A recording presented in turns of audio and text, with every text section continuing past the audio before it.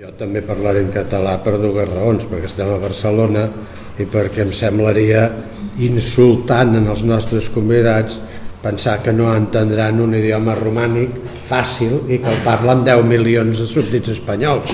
Vull dir que i si les coses no van així, doncs per això passa el que passa. Jo sí que estava avisat i sí que vinc a fer una proposta, simplement és una proposta, perquè ja em van dir que era una cosa de 10 minuts o un quart d'hora i que era donar una idea, i la idea és la següent. Jo fa temps, molt temps, l'any 81, doncs vaig llegir un article a La Vanguardia, no diré l'autor perquè jo estic, en aquest cas, lo important no són els noms concrets, sinó que l'important és la situació que es deriva del que jo explicaré aquí. Vaig llegir un article amb motiu de que a Madrid es feia una exposició de l'Henry Moore, i en aquest article doncs, el columnista habitual del diari doncs, feia unes consideracions que a mi em van semblar sorprenents.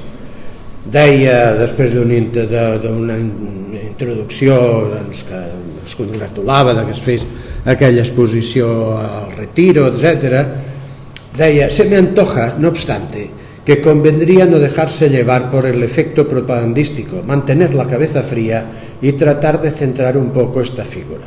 Henry Moore es un artista de envergadura, con un oficio considerable, con una capacidad envidiable en el manejo de grandes volúmenes, un artesano que sabe rematar los acabados, pero no es un creador genial, ni su obra supone una aventura asombrosa, ni jamás evidencia una voluntad de penetración vanguardista.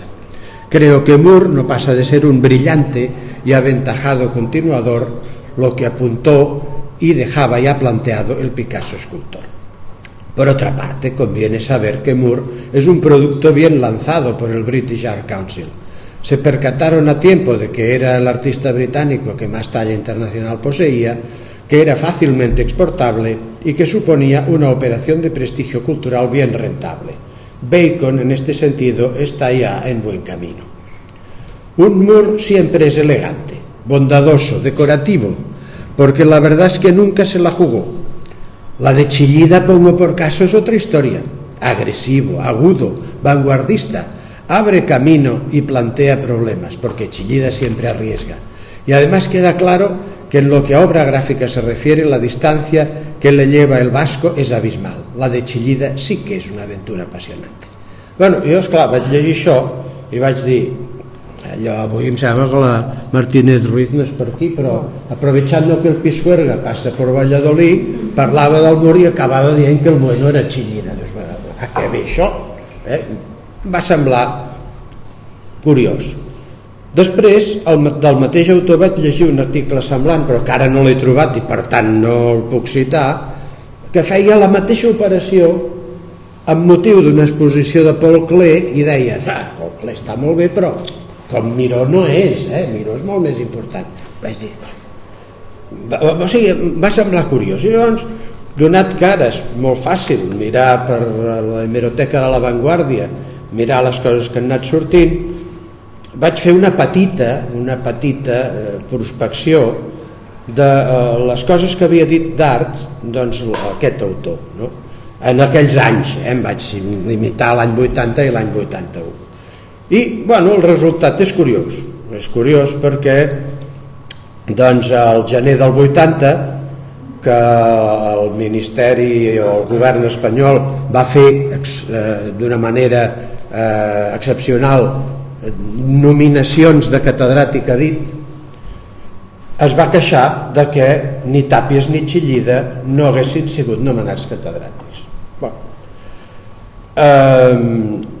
També el mateix mes va fer un article que es deia Arte Adictos, uns elogis d'un col·leccionista, i destacava bàsicament entre les obres del col·leccionista Miró, Giacometti i Tàpies.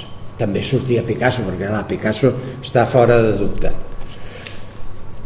Després va fer un article 30 anys d'escultura de Chillida, el mes d'abril.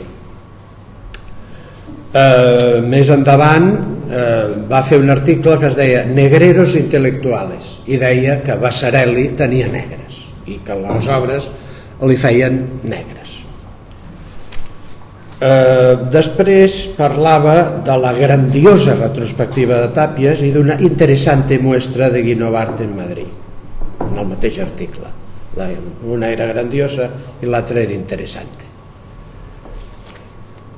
Després va fer un article parlant que la Peggy Guggenheim dormia en un llit dissenyat per Calder.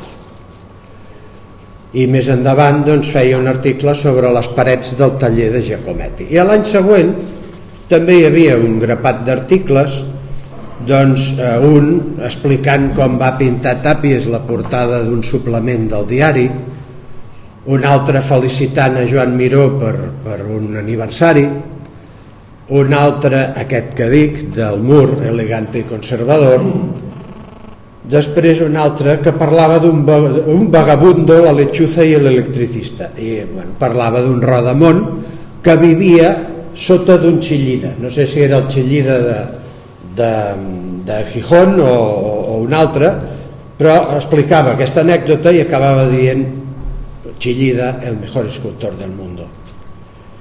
I després un altre que amb motiu d'una exposició Giacometti doncs diu por fin Giacometti.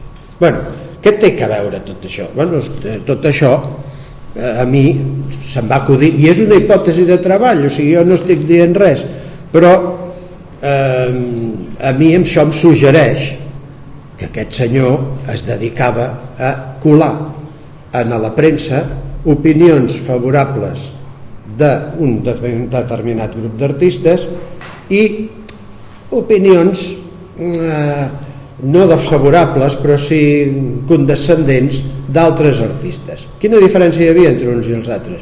Doncs que els que ell donava per bons eren tenien per marxant l'Ememec.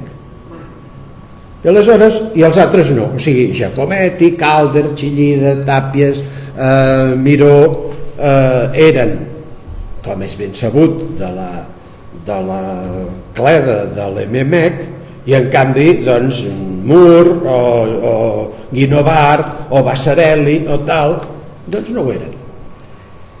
Dius, serà veritat o no serà veritat? M'és igual, m'és igual, i per això tampoc ara parlo del personatge en qüestió, però sí que això em va encendre com una idea de dir, és molt fàcil que empreses multinacionals que produeixen art contemporani o art del que sigui, però en aquest cas art contemporani, doncs tinguin una divisió, que en diuen, una divisió de difusió dedicada a subliminarment influir el públic.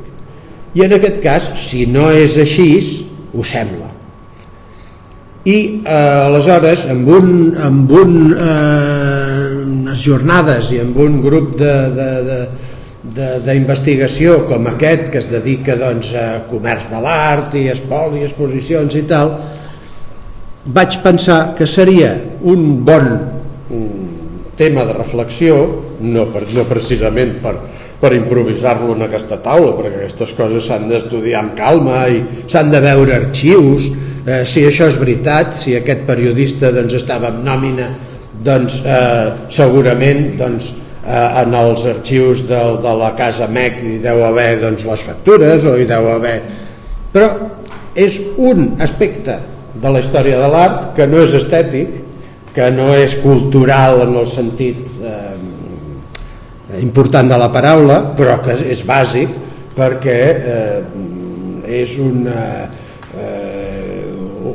una manera d'influir damunt de l'opinió pública i aconseguir que determinats interessos artístics centrats en uns artistes determinats doncs tinguin en l'opinió pública un relleu que altres no tenen. I això a mi em sembla que des del punt de vista de l'estudi de l'art del segle XX i per què no, suposo també del segle XXI, doncs és una cosa molt digna de ser estudiada i molt important de ser estudiada i que diria que al marge d'algunes aproximacions diguem-ne, impressionistes que es poden haver fet en aquest tema, mai ningú s'hi ha abocat. I ja els diré que no m'hi penso abocar jo, perquè no, ja he dit jo em jubilo i tot plegat i em dedicaré a coses que em divertiran més, però que aquesta doncs la brindo perquè hi ha aquest grup i aquesta revista i aquesta tendència a estudiar aquest tipus de coses. Doncs penso que algun doctorant valdria la pena que ho estudiés, perquè ho estudiés a fons, perquè esclar, aquestes coses no es poden estudiar com jo ho he dit ara aquí. Miri, hi ha un senyor que sembla que... No, això els historiadors doncs hem d'arribar al fons de la qüestió i hem de trobar els documents i hem d'arribar a conclusions. Però com a hipòtesi de treball doncs m'ha semblat que era bastant oportuna en el marc d'una reunió com l'avui, que van dir que havia d'intervenir un quart d'hora.